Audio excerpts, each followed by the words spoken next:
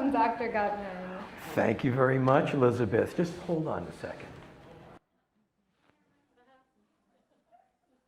You're absolutely right. This is an exceptionally well-fit, great-looking audience. Yes, we were talking about you guys before we got up here. We're very excited to sit down and chat about glutathione and all of the things that I know you guys are here to learn about. And let's just get into it. Obviously, we just went through Dr. Gutman's background, and it is a very impressive medical and academic background.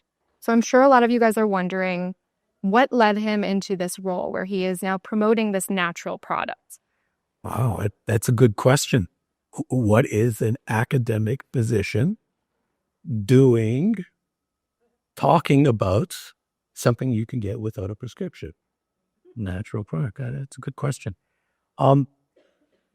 Well, just to go back in time a bit, in the 3 years that it took for me to graduate from medical school, I had maybe 2 afternoons studying nutrition.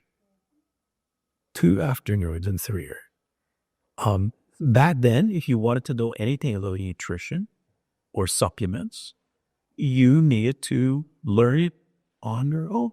And I went into a field that was very typical of conventional medicine. I went to emergency medicine. And between the times I spent in Northern Canada, in Atlanta, Georgia, at McGill University, I got really good at emergency medicine. I was an expert at fixing things that were broke. And I ended up teaching emergency medicine at McGill University for a number of years. But something happened to me. Something happened. I'm looking out there in the audience and I see same thing happened to a few of you, or might soon happen to a few of you. I turned 40. And here I was with 40 years old, 2 kids, a house. I had a minivan. And emergency medicine is kind of like professional sports. So you're 40 years old, find something else to do because it's just too stressful and demanding. So I figured I become an expert at fixing things that are broke. Why don't I focus on preventing things from getting broken in the first place, which at that point in my life made a lot more sense. So I went into family medicine and I found myself all of a sudden being locked in a room with a single other person who had the audacity to ask me questions. See, in the emergency department, people are either too tongue-tied or too drunk to... And these people are asking me things like, Dr. Gutman, I'm 60 years old. What kind of exercise should I be getting? Dr. Gutman, I've been putting on weight. What kind of diet should I take? And Dr. Gutman, I'm feeling tired. Can you tell me about supplements? And my answer to them was, I shrug my shoulders. Let me tell you something about doctors. One thing doctors hate almost more than anything, it's feeling stupid. And how many times can you shrug your shoulders before your ego takes a beating? So I took it upon myself to study vitamins, to study supplements, to study nutrition, to study exercise. And I was in my office one day pondering all this. And into my office comes this gentleman called Howdy McDappy, patient of mine. Actually, he doesn't come into my office. He bursts into my office. And Howdy was an ex-Golden Gloves boxing jockey. So when he bursts into your office, he demands a lot of attention. And Hattie's all sweaty and bug-eyed and saying, Dr. Gutman, I've discovered something that is going to slow down the aging process. It's good for Alzheimer's. It's good for diabetes. It's good for cancer. It's good for lung disease. It's good. And I went, whoa, howdy. Whoa, howdy. I thought that would get a bigger laugh in Texas. Whoa, howdy. It sounds like you're reading off a can of snake oil. How can one substance possibly have all those clinical indications? And his answer to me was a big thud on my table. And it wasn't in big fists on my desk. It was a pile of about 20 pounds of research. And he said, Jimmy, you're going to go home and you're going to read this. Most of my patients don't speak to me that way, but being a boxing champion, I guess you get away with that. And what Howdy managed to do by leaving me with that pile of research was absolutely ruin the next 3 months of my life, because I couldn't stop reading them. I was canceling clinics to go to the library and have the internet then. And I was reading about something that was both fascinating and embarrassing. Embarrassing because I never heard about it. Fascinating because it was absolutely new. And it had such tremendous potential. And I was reading about glutathione. And fortunately, one of the major authors, one of the major researchers that was writing about this glutathione pretty much lived in my backyard in Montreal. And I said, Howdy, this is really amazing. I want you to set up a meeting with me and Dr. Gustavo Bunos. That's who was the genius behind all of this work. And sure enough, Howdy was able to do it. And I guess he punched his way in. And I met with Dr. Bunos. I met with him for 4 hours. And after those 4 hours, it was time for me to change my career again. This was too important for me to let pass by. This was just too outrageous. And I decided I was going to change my life and I was going to start studying and working on glutathione. So that was 30 years ago. And here I am today without a regret. It's an amazing story. We're so glad you're here.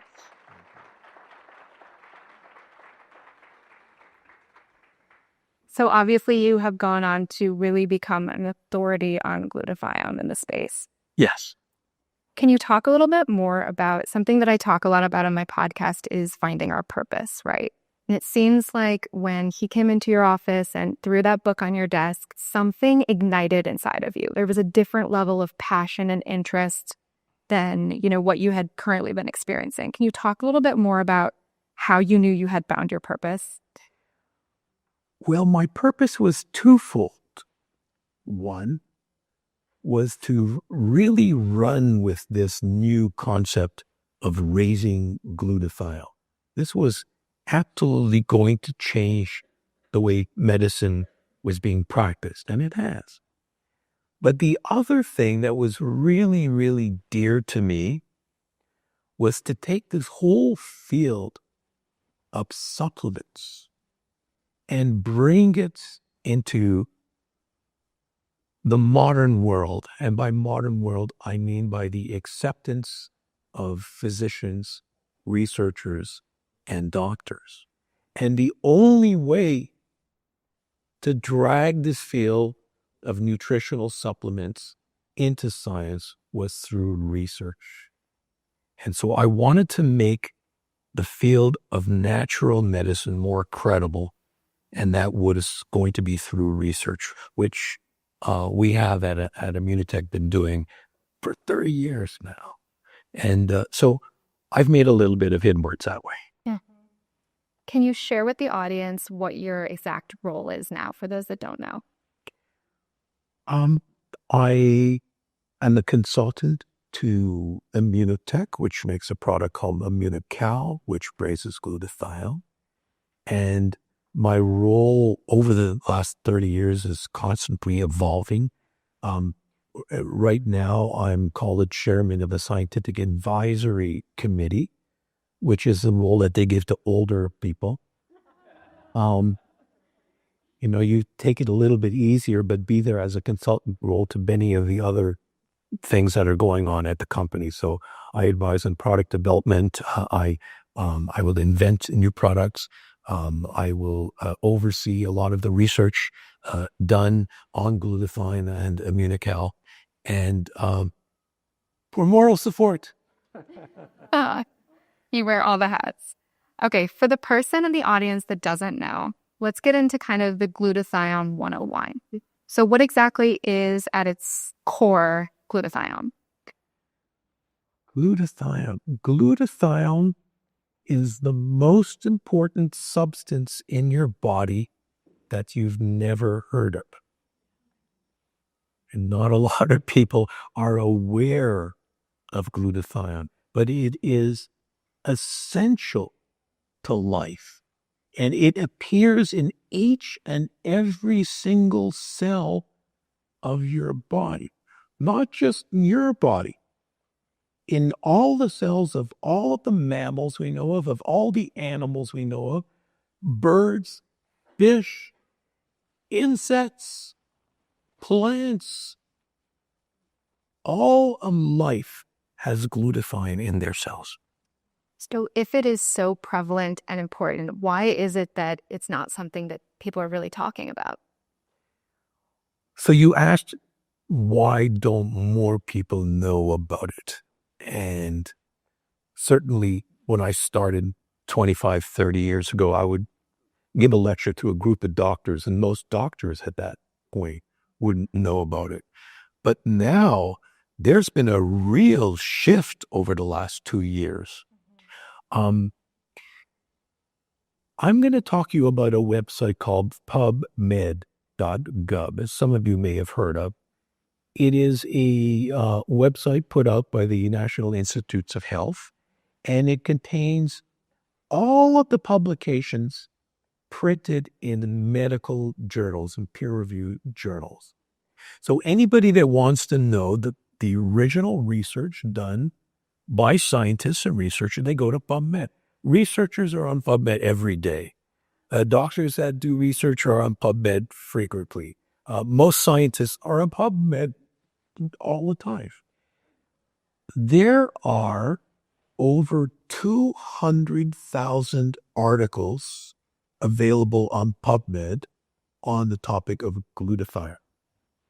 Now, that besides being a big number, let me put that into context. When you look up vitamin C on PubMed, you'll find maybe 70,000 articles. When you look up vitamin E, you'll find maybe another 40.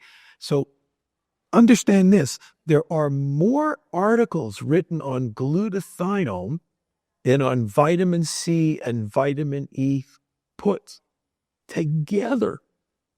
So this is certainly in the hands of doctors now, and doctors are much more familiar with glutathione now, but this information is now making its way into the general public. And in the past couple of years, I'm seeing hundreds and hundreds of websites, for example, that talk about glutathione. And this will be, we're on the cusp of something really huge. We're on the cusp of everybody finding out the benefits of glutathione. Well, we're very excited to hear about those benefits. So, can you speak a little bit about the major roles of glutathione? I know that there's this acronym called IDEA. Can you walk us through what each of those letters means? Yes, if I were giving a lecture to a group of very technical doctors, I would be able to talk about 40 or 50 things that glutathione does inside of the body. But for everybody here, remember this statement: glutathione, what a great idea. IDEA. So what does the I stand for? The I stands for the immune system. And we are discovering more and more about the immune system now. The immune system is still very much in its infancy in our understanding, but we do know that people with low glutathione levels suffer from immunodeficiency. For example, AIDS patients have, by definition, low glutathione levels. And people with optimal glutathione levels, their immune system has a chance of working optimally. So think of glutathione literally as food or fuel for your immune system. And this is very, very big these days with COVID going around and the flu going around. And there are hundreds of papers looking at glutathione and the flu and glutathione and COVID. This is clearly established. D stands for detoxification. What are we talking about? We're talking about the breakdown product of cigarette smoke, of automobile exhaust, of pesticides, of herbicides, of a list of thousands of chemicals in our environment that we depend on a glutathione for detoxifying. So I tell people that next to water, there probably isn't a more important detoxification substance in our body. Wow. Yeah. E stands for energy. And I looked out my window earlier and saw everybody exercising. So good for you. So you know about energy, and you certainly know about energy depletion. There are so many things I can talk about energy on a microscopic level, on a molecular level. But let me just mention that, well, the Olympics are on now. Start today? Yeah. Well, when I'm going to watch the TV, Olympics on TV with Mauricio later on today, we're going to look at the TV and go, he's on an account, she's on an account, he's on a mute account. There are dozens and dozens of Olympic athletes, Canadian Olympic team, American Olympic team, Polish, British, taking the mute account. Wow. Yeah. It's been volumes. Yes. It's incredible. Yeah. And finally, A stands for antioxidants. And this is the role that most people are familiar with. Glutathione is called the master antioxidant. Now, that sounds more like a marketing term than a scientific term. But master antioxidant, why? We know of over 2,000 different antioxidants. All of them depend on glutathione for being recharged and recycled. See, when vitamin C picks up a free radical, which is a very nasty molecule that causes damage to your cells, there's a production of oxidation. When a vitamin C picks up a free radical, it's neutralized the free radical, but it's neutralized itself as well. How does the vitamin C continue working? It actually hands such free radical off to a glutathione system, which has the ability of getting it out of your cell. So all of the other antioxidants that we know of depend on glutathione for their recycling and being recharged, which means that all of the supplements you take, you're getting many, many more miles out of. You probably don't need as many supplements. And all of the fruits and vegetables that you're eating, you're going to get more miles out of them as well if your glutathione levels are good. Wow. So, the master antioxidant glutathione. I think we're all sufficiently sold at this point. It's very clear that it has so many different roles within the body. Yes. I can only imagine that when someone's glutathione levels are low, that you will experience symptoms, feeling off. Can you speak a little bit more to what that might look like when someone's glutathione is low? There are so many ways to describe this. Everything from feeling unwell, restless, anxious, fatigued. Those are common signs of glutathione deficiency, to a preponderance of episodes where you catch a cold. You know, everybody goes to the office, you might have 100 people in your office, 40 of them have a cold. Why the other 60 don't? Well, it might have something to do with glutathione levels. To, I guess, the worst case scenario is coming down with something like cancer. And it's been shown quite clearly, statistically, people with low glutathione levels have a much stronger likelihood of developing cancer. And now these days, we've been doing a lot of work on the human genome, and I'm sure you've been reading about that everywhere. People who have genetic deficiencies in glutathione are much prone to the development of cancer, of lung disease, and other ailments. So you don't want to be low. I know. Certainly. What are some day-to-day factors or things that we're exposed to that can deplete those levels? Well, there's one disease that all of you are suffering from. And I hope you suffer from this disease for a long time. And that's the aging process. Someone my age, between 40 and 80, I've lost 10% of my glutathione every decade, which means if I wasn't doing anything about it, I could be half of my glutathione gone.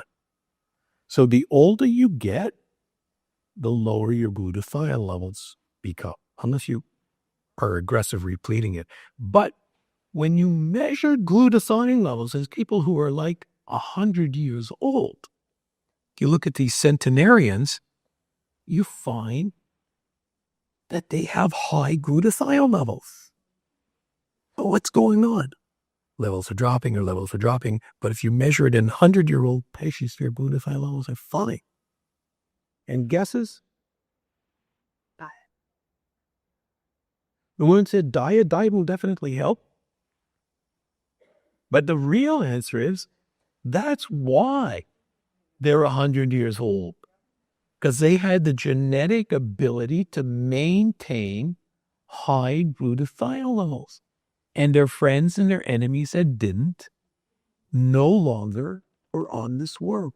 This is natural selection at its finest. So the aging is one thing. Our polluted environment, I don't need to talk about that. And given that most known pollutants are detoxified by glutathione, so I guess if you're living in Houston or you're living in Los Angeles or you're living in New York, you're at much higher risk. Yeah. But I've found out that if you live in the countryside, if you're a farmer, your risks are just as high because of the exposure to pesticides and herbicides. Yeah. So Everywhere. yes. Do you all eat well? Oh, you're honest. You're honest. Most audiences would pick up their hands and say, even if you wanted to eat well, you couldn't eat well unless you were growing your own produce and bringing up your own cattle if you're into eating beef. The produce that we get in our supermarkets are so deficient in nutrients and vitamins that it's a crime. Before I went into medicine, I was in agriculture. And I had a group of friends that got this big grant. I won't name the multinational food company that gave it. They had a grant, $1 million grant to come up with a fartless bean. Because a lot of people don't eat beans because it makes you fart. Were they investing in the quality of nutrition in the bean? No. You think scientists studying tomatoes are worried about nutrition? No, they're worried about making square tomatoes so they don't roll off the counter at the groceries. So it's really hard to eat well, even if you're trying.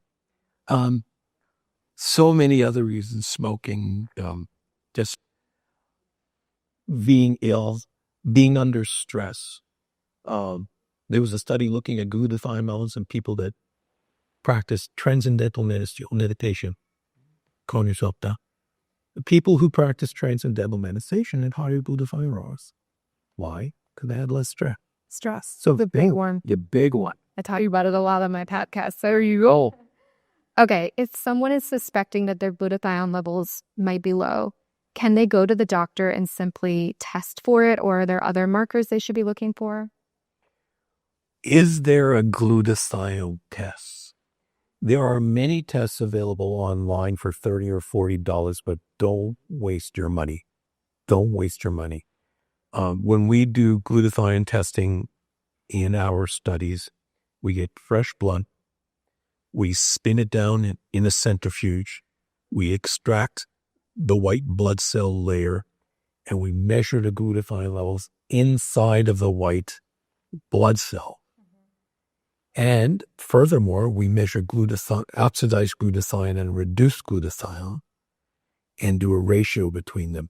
This is an extremely arduous and expensive methodology, which right now probably will cost you at least a couple $100. When you see glutathione tests being offered online, what are they anyways? Are they plasma glutathione? Are they serum glutathione? Are they red blood cell glutathione? All of which are not where you want to be looking. And is it actually glutathione that they're looking for? And are they looking at the glutathione of oxidized and reduced ratios? So I'm getting a little bit technical. The answer is it's really hard to get a glutathione level. Yeah. My rebuttal is, why would you want to take a glutathione level? Because glutathione levels will fluctuate even during the day. For example, when do you usually notice that you're feeling cold? It's usually you wake up in the morning. And oh God, you're going to get sick today. Why in the morning? Because your glutathione levels drop overnight. So wherever your glutathione levels are during the time of day and after whatever meal you've eaten to do your blood test, doesn't matter. You need to be keeping your glutathione levels up all the time. Makes sense. And especially if they're fluctuating throughout the day. It sounds like it's how we're to get a gauge on it. Absolutely. And also with aging working against us, it seems like we can assume that they're probably going down with time and we should be supplementing in some way. We can assume that quite correctly. Are there glutathione-rich foods that you could recommend for people? So the question is, are there foods that have glutathione in them? There are glutathione-rich foods, but eating glutathione doesn't work that well.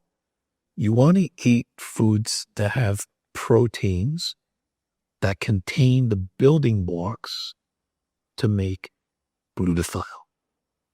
Some of those foods are, for example, cruciferous vegetables.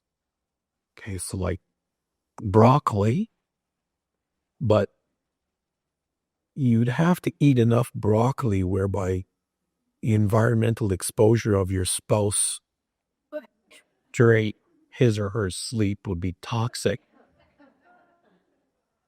Eggs, but they need to be raw eggs, because when you cook these proteins, they change their natural shape. They may have good nutritional value, but they've lost their biological value to raise glutathione. So eating raw eggs, there's some danger with that.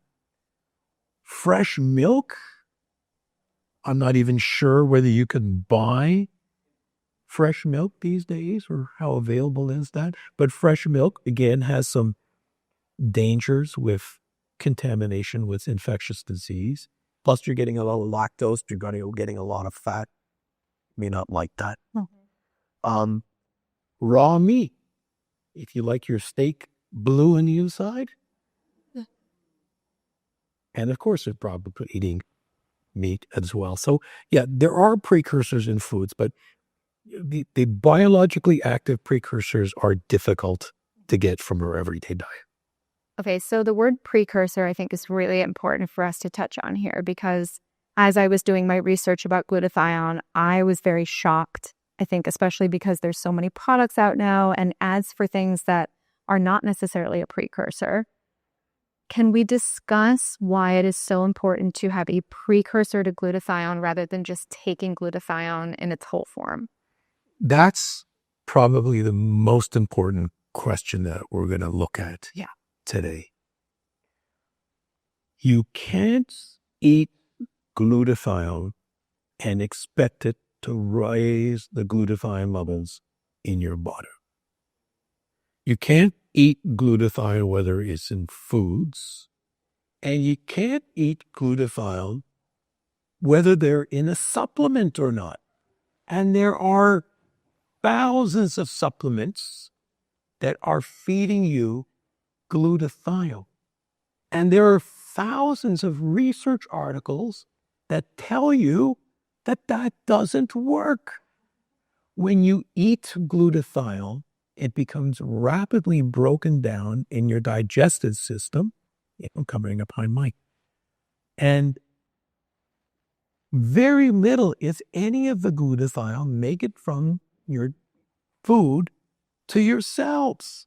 Glutathione gets broken down in your body, and mostly by an enzyme called GGT, but we'll say technical talk for another time.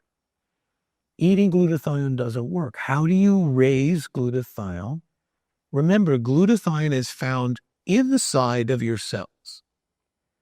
So you need to feed your cells the building blocks or specific nutrients that your cells use to make glutathione. It's that simple. And these specific nutrients or building blocks we call precursors. So to raise glutathione levels, you need to eat glutathione precursors, not glutathione. And there are drugs that supply glutathione precursors. And of course, there's Immunocal. Yes. That leads us beautifufly into the Immunocal conversation. Can you share with the audience what Immunocal is, the fact that it is one single ingredient, which I think is really incredible, and someone that cares a lot about ingredients. So when there's one and it's very well patented, you know it's a great product. Yes. Talk to us about Immunocal. Immunocal is defined as a specially prepared whey protein isolate. So it's made from whey, which comes from milk, comes from mother's milk. Are there other wheys on the market?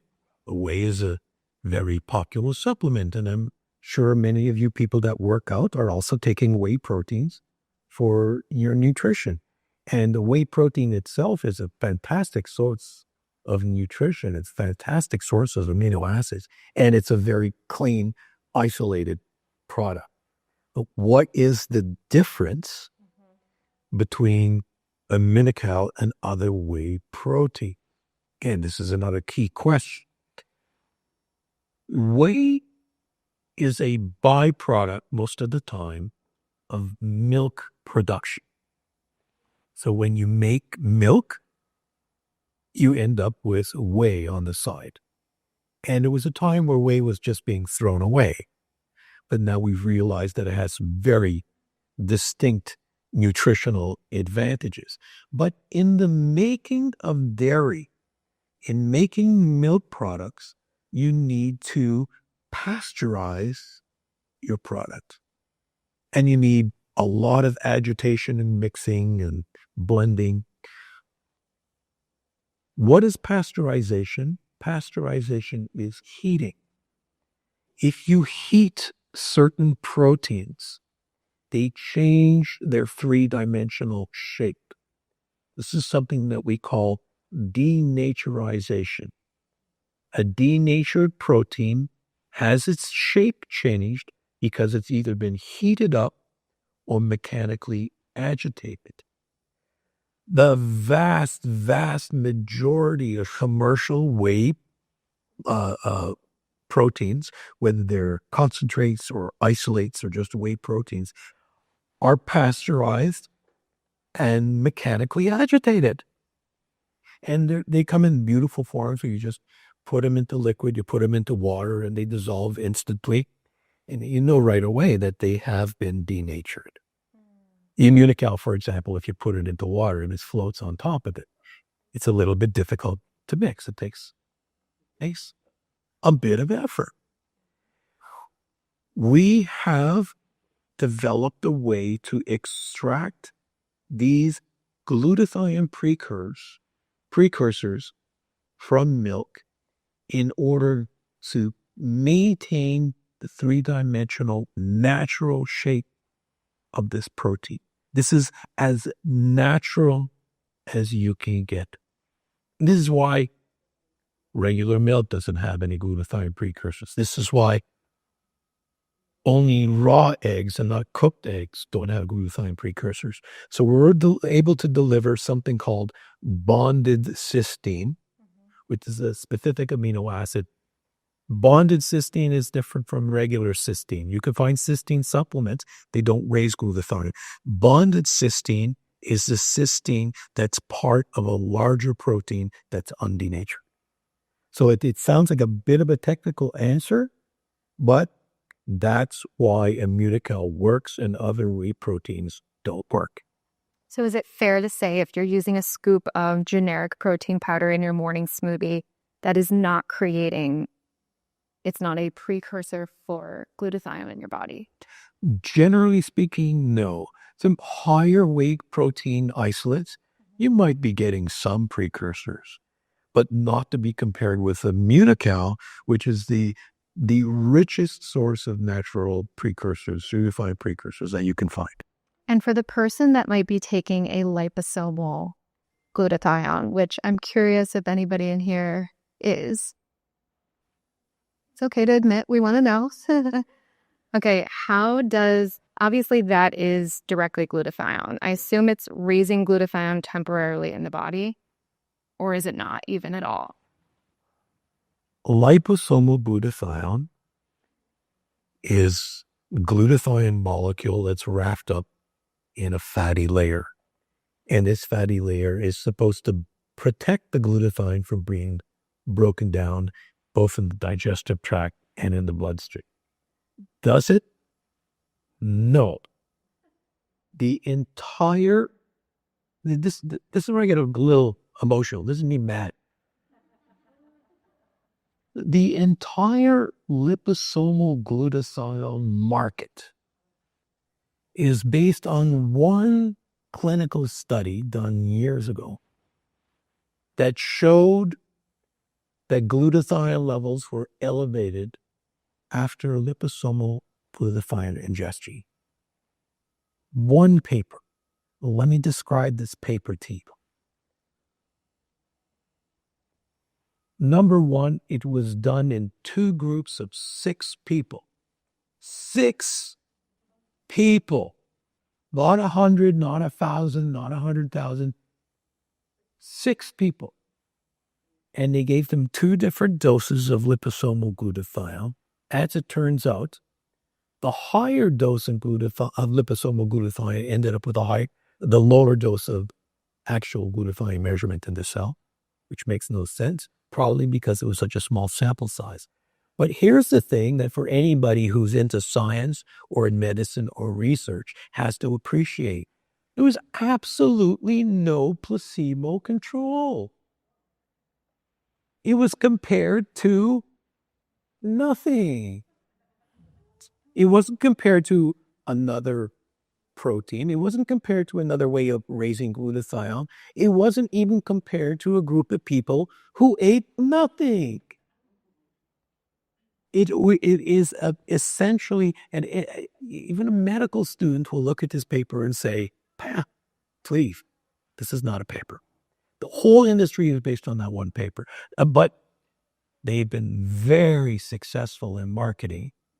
And I'm sure that many of the people in this audience have at least tried with the liposomal glutathione. You just don't want to raise your hands. Well, now we know better, so we don't have the excuse, right? On the note of studies, can you talk more about the studies that have been done on Immunotec?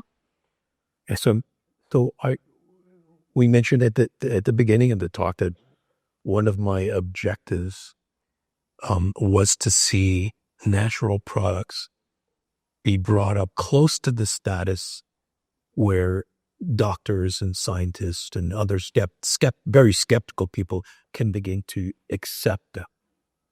And doctors won't accept products that don't have research.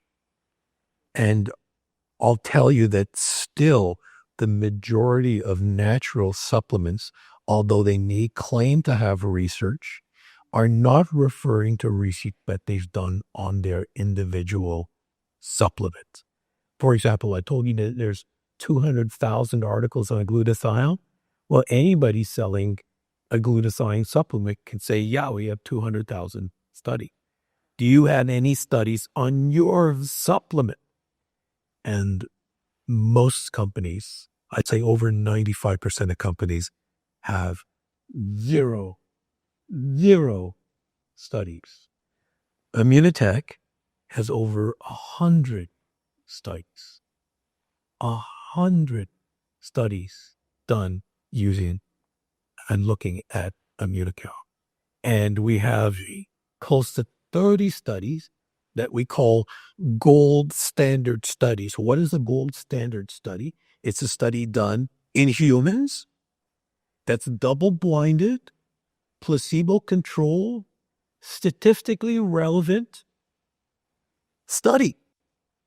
These are the type of studies, the class of studies, gold standard studies that any health professional needs to see before he or she recommends a supplement to a patient. We've got more than anybody. Incredible. I'm so proud of that. I'm so proud of her.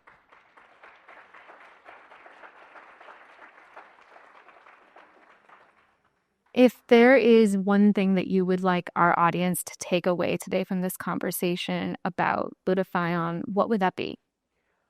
I think that time goes on and we recognize more and more about the benefits of glutathione. Right now, every month I see another 5,000 articles written on glutathione. Once the general public starts to appreciate these benefits, people will be raising their glutathione levels as commonly as they take a multivitamin in the morning, as commonly as you brush your teeth. This is coming. As we look to the future, what excites you the most about the research that's happening in this space? I think the next big area that science is going to uncover is the role that the brain plays and all the biochemistry and things related to brain function, including physical and physiological and philosophical and emotional inputs that the brain has. And as we start to understand the brain better, again, there are just huge research teams now looking at the role of glutathione in brain function. And there are ways of measuring glutathione by looking at a live living brain using specifically well-tuned MRI machines. So we can measure glutathione levels in the brain. It's a very rare, very expensive thing to do. But as that becomes common, well, then we'll really make strides and bounds. Well, we're very excited to follow along with that and have you translate it to us. Okay. Thank you so much for being here today, Dr. Gutman. Thank you, Orisinis. Thank you.